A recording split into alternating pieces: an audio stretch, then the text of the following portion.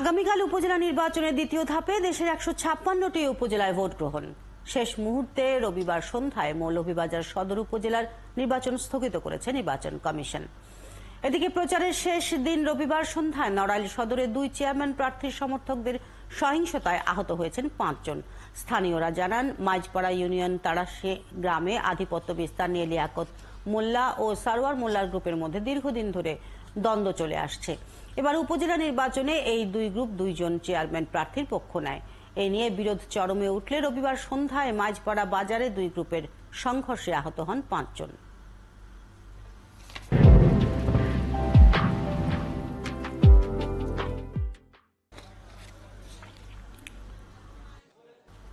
গাজীপুর জেলার শ্রীপুর উপজেলা পরিষদ নির্বাচনের চেয়ারম্যান পদে প্রার্থিতা ফিরে পেয়েছেন জামিল হাসান দুর্জয়।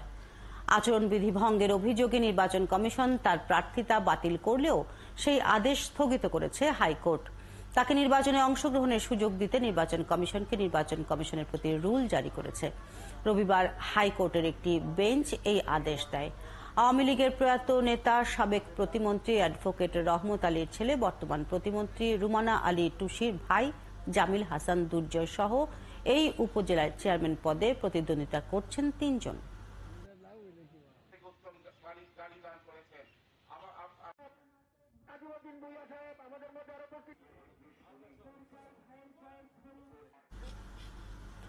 উপজেলা নির্বাচনের খবর জানবো আমরা। আমাদের সাথে এখন গাজীপুর থেকে যোগ দিচ্ছেন আমাদের সহকর্মী ইকবাল আহমেদ সরকার ও নেত্রকোনা থেকে আরেক সহকর্মী সুব্রত সুমন।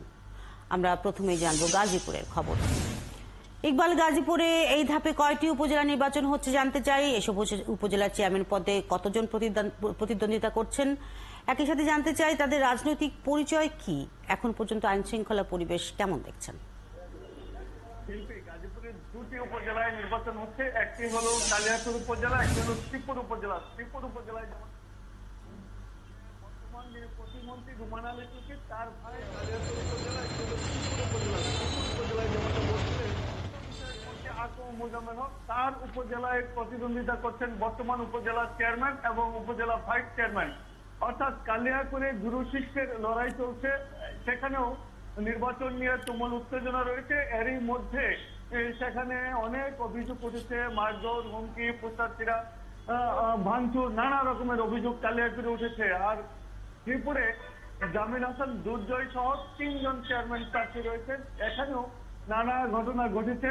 জামিল হাসান দুর্জয়ের মনোনয়নপত্র বাতিল হয়েছিল, আবার সেটা কালকে বৈধ হিসেবে উচ্চ আদালত থেকে গণ্য হয়েছে। এই মুহূর্তে এই উপজেলায় অর্থাৎ শ্রীপুর উপজেলার চেয়ারম্যান প্রার্থী রয়েছেন 3 জন। তো সব মিলে শ্রীপুর উপজেলায় ভাইস চেয়ারম্যান, মহিলা ভাইস চেয়ারম্যান সহ 15 জন প্রার্থী রয়েছেন। আর কালিয়াকৈর উপজেলায় রয়েছেন মোট 14 জন প্রার্থী। এই 2টি উপজেলায় মোট 29 জন প্রার্থী রয়েছেন। 7.5 লাখের বেশি ভোটার রয়েছেন 2টি উপজেলায়। 2টি উপজেলায় এই জেলার জন্য খুবই গুরুত্বপূর্ণ। এবং একটি বলছিলাম যে মুক্তিযুদ্ধ বিষয়ক মন্ত্রীর উপজেলা, আরেকটি প্রতিমন্ত্রী রুমানা আলী টুসির উপজেলা। তো 2টি উপজেলায় নির্বাচন যাতে সুষ্ঠু হয় তার জন্য প্রশাসন কড়াকড়ি ব্যবস্থা নিয়েছে। প্রশাসনের একেবারে স্থানীয় পর্যায় পর্যন্ত তাদের নজরদারি রয়েছে, মোবাইল কোর্ট রয়েছে, জুডিশিয়াল টিম থাকবে, ম্যাজিস্ট্রেট থাকবে, পুলিশ থাকবে, র্যাব থাকবে, বিজেপি থাকবে। অর্থাৎ নির্বাচন যাতে সুষ্ঠুভাবে সম্পন্ন হয়, অবাধ হয়, সেই জন্য প্রশাসনের পক্ষ থেকে, নির্বাচন কমিশনের পক্ষ থেকে সকল ধরনের প্রস্তুতি রয়েছে। এরপরেও মাঠে উত্তেজনা রয়েছে 2টি উপজেলায়, তবে কালিয়াকৈর উপজেলায় বেশি উত্তেজনা রয়েছে। সেখানে নানা ঘটনা ঘটেছে। প্রার্থীরা চাচ্ছেন অবাধ ও সুষ্ঠু নির্বাচন, ভোটাররা চাচ্ছেন আরো বেশি অবাধ ও সুষ্ঠু নির্বাচন। প্রার্থীদের যে কয়েকদিনের যে অবস্থান, এতে করে ভোটারদের মধ্যে এক ধরনের সংশয় রয়েছে। সবগুলি যে 2টি উপজেলার প্রার্থীরা সবাই কিন্তু আওয়ামী লীগের, অর্থাৎ শাসক দলের প্রার্থী ছাড়া আর কেউ প্রার্থী নাই এই 2টি উপজেলায়। তবে কালিয়াকৈরের চিত্র ভোটারদের বা রাজনৈতিকভাবে একটু ভিন্ন। কালিয়াকৈরে আমরা দেখছি যে 2 জন প্রার্থী আওয়ামী লীগের থাকলেও বিএনপির অনেক নেতাকর্মী আওয়ামী লীগের 2 প্রার্থীর পক্ষেই কাজ করছে ওই উপজেলা। অর্থাৎ কালিয়াকৈর উপজেলায় 3 জন কেন্দ্রীয় নেতা রয়েছেন, নির্বাহী কমিটির সদস্য বিএনপির। এরপর বিএনপিরা যেভাবে তারা লিফলেট দিয়েছে নির্বাচন বর্জনের, তারা আহ্বান জানিয়েছেন। এরপরও আমরা দেখেছি যে মাঠ পর্যায়ে বিভিন্ন স্তরের নেতা কর্মীরা, এমনকি সাবেক ইউপি চেয়ারম্যান একজন রয়েছেন ফুলবাড়িয়া, তিনি জেলা বিএনপি নেতা, তিনিও নির্বাচনে নেমে সরাসরি একজন প্রার্থীর পক্ষে কাজ করছে। অর্থাৎ বিএনপির একটা বড় অংশ কালিয়াকৈর উপজেলায়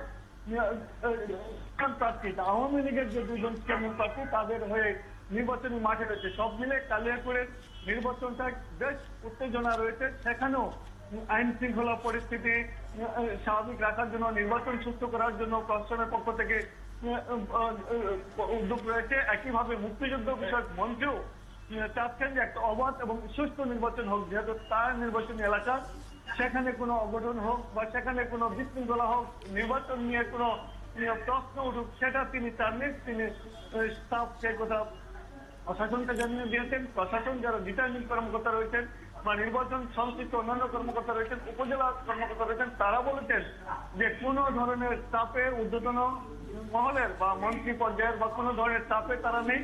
তারা চাচ্ছেন যে অবাধ সুষ্ঠু নির্বাচন উপহার দেওয়ার জন্য আর নির্বাচন অবশিষ্ট করার জন্য যে ধরনের পদক্ষেপ নেওয়া দরকার তা নেওয়া হবে। আপনি থাকবেন সাথেই, আমরা জানবো এবার নেত্রকোনার খবর। সুব্রত, এই ধাপে নেত্রকোনার কোন উপজেলার নির্বাচন হচ্ছে এবং নির্বাচনে কারা অংশ নিচ্ছেন? সার্বিকভাবে নির্বাচনী পরিবেশ কেমন? কোনো মন্ত্রী এমপির বিরুদ্ধে নেতিবাচক নির্বাচনকে প্রভাবিত করার বা অন্য কোনো অভিযোগ আছে কিনা?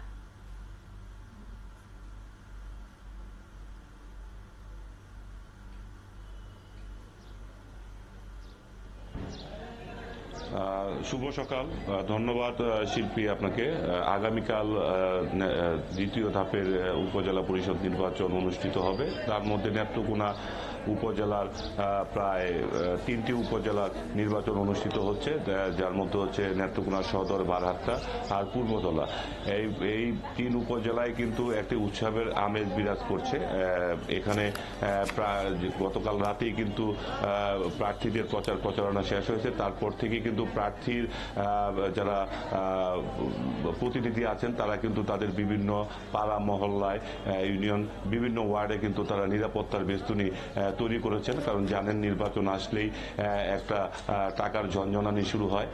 তো সেগুলো চেক দেওয়ার জন্য তারা কিন্তু মাঠে কাজ করছেন। এবং আইন শৃঙ্খলা বাহিনী যে বিষয়টা হচ্ছে যে প্রথম ধাপে তারা যে নির্বাচন হয়েছে এবং যতটুকু সুষ্ঠু হয়েছে, এতে কিন্তু ভোটাররা আশাবাদী যে তারা একটা সুষ্ঠু অবাধ একটা নির্বাচন তারা পাবে এবং তারা তাদের পছন্দসই ভোটারদের ভোট দিতে পারবে। আরেকটি বিষয় হচ্ছে এই 3 উপজেলায় কিন্তু যারা নির্বাচন করছেন চেয়ারম্যান পদে, তারা কিন্তু সবাই আওয়ামী লীগের নেতা, বিভিন্ন পর্যায়ের নেতা। এবং বিশেষ করে এই 3 উপজেলার মধ্যে কিন্তু এই পর্যন্ত কিন্তু কোনো বিশৃঙ্খলার তেমন বড় ধরনের কোনো ঘটনা ঘটেনি। তবে পূর্বতলাতে বিচ্ছিন্ন দুই একটি ঘটনা ঘটেছে। আর